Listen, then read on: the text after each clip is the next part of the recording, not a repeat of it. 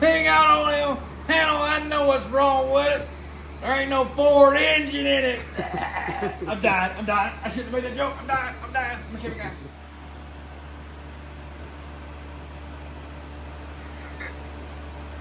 Live now. Live action.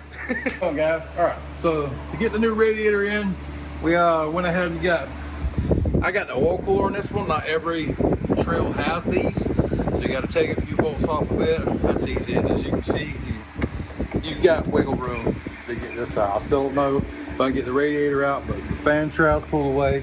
You got 4 bolts for the fan shroud, 4 bolts for the oil cooler.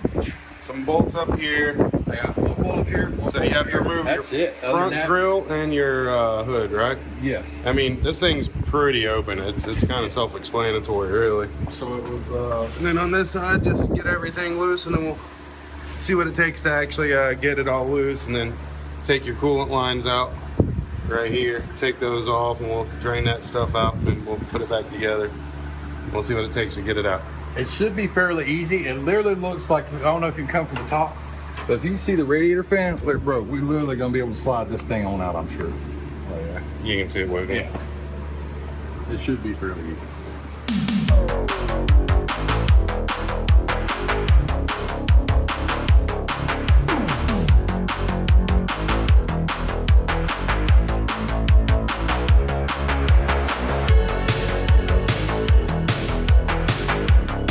Look how fresh this thing is.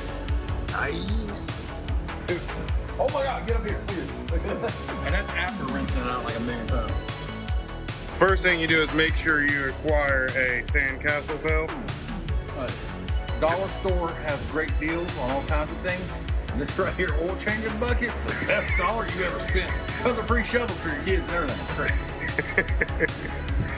Oil change bucket with free shovels. You can't beat it. There you go, get it up off. It's got 2 little prongs down on the bottom of the radiator, going a little like rubber O-rings. We figured it'd be easier instead of trying to fight it out. We're just gonna pop this line off the oil cooler right here, and then it should be real easy to slide that thing out. Then got the hoses disconnected from up top, kind of secured those out of the way. No biggie. If we just undo this fan connection, you can bring the whole fan with it. All we have to do to pull the fan out is just one little connection, pull it out. Now it's just a matter of wiggle worming this thing out, see what else is in the way. Just right to be able to slide it out. Would probably I think you can. Dumpage. Yep. There she goes. So the secret is turn her a little sideways. Isn't that always the secret? Always sideways. It's the best sauce recipe. Came out okay with this aftermarket radiator. Only I'm noticing thus far is that the pins on the bottom to slide in are a little bit bigger than factory, so I just put a little bit of old oil, a little bit of lube on those little rubber pieces, and it should slide right on in there. A little bit of force should make it. So we'll get that in there and get the fan back in there and hook it all back up. That's the first process. Look at that. She's a beauty. Shiny. All aluminum too. All aluminum. All aluminum. So if I do happen to get a pinhole or crack somewhere, I can just weld it up. Weld it back up. You ain't welding up that Hey, flat. hold it up flat to me. I can actually see you through it. Yeah, look at that. That's gonna be a lot better. A lot better. I can see through that You one. can't see through that one at No all. matter how many times you've washed it, blew compressed air through it, it's done. No, that thing's baked to too many patty cakes up in it. It's overheated a few too many times. I remember the first time I gave it whiskey to cool it off. It will cool it off, but it somehow just was like, I'm making bricks in here now. So. It's time for a new one, brother. Paint these springs. Yeah. These things are rough. These springs, let's be honest, they're trash. They're straight trash. And he's gonna get some new ones, but just figured it'd look better green. And then after we get done with that, we already got some other upgrades. We're already getting the Nautical off-road side mirrors on.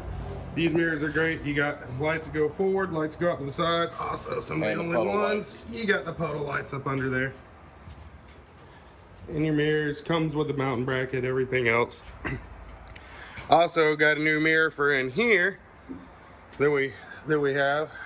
And that thing's pretty cool because it also. Lights from the bottom, so you have cabin lights. So then you got cabin lights built into your rear view mirror. See what's going on in here and turn it on whenever you want to.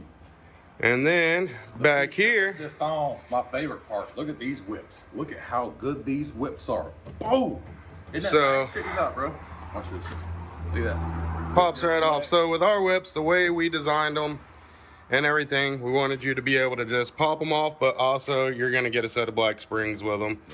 Also, and these also have quick disconnects here, so you can pull this whole piece off. Yeah. Go ahead and pop that thing back off one more time.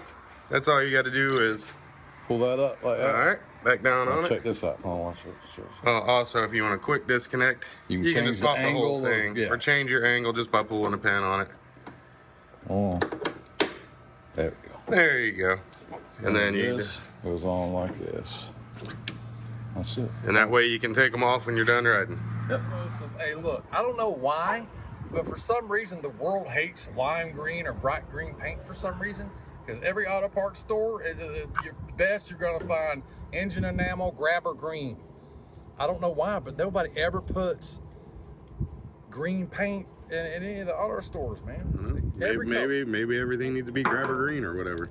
Well, they got plenty of that. They got gold, they got purple, they got glitter, all them flavors, but they don't have good greens. So even though we could powder coat them, they ain't gonna be on the machine. This is temporary, as you can see. Look at these tiny dancers. They're shot. They're shot. He's gonna get new ones, so at least you'll get to see what it looks like with them green on there. Yeah, hey, you don't know if you don't try. Yeah, that's it. So I'm gonna get the old rattle can job on these things for right now. One of them high dollar upgrades. Oh, hey, this was a high dollar. It's $12. I know, it's expensive anymore. $4 paint. Yeah, $12. it's expensive anymore. All right, high quality paint job. Looking nice, makes them look like they're brand new even though they're not. I know Phil's been thinking about putting some new springs on there. Yeah, because for $200, like $220. Which brand did you recommend? Bandit. The Bandit Without springs. like getting all new shocks and all new everything. Bandit makes a set of light, which is what's pretty much already on there, medium and heavy springs for extra weight, extra stuff. I'm all of those things. So I'll probably end up getting a pair of Bandit springs, possibly. That's the best bang for your buck. $220. You don't need new shocks, just the springs. They help out a great deal and it make your ride quality a lot better. I've already put the wide body kit on it, the long travel. So the long travel kit. That made a huge difference on it. To 60 inches. And then with the spacers, I'm at 64. It made a massive difference in ride quality. And it just changed the whole look of the machine. Look at the machine. It looks like it's going to tear something up just sitting there. So yeah. All those upgrades are good, but we all know that if you just paint it, it makes it go faster. Yeah, always.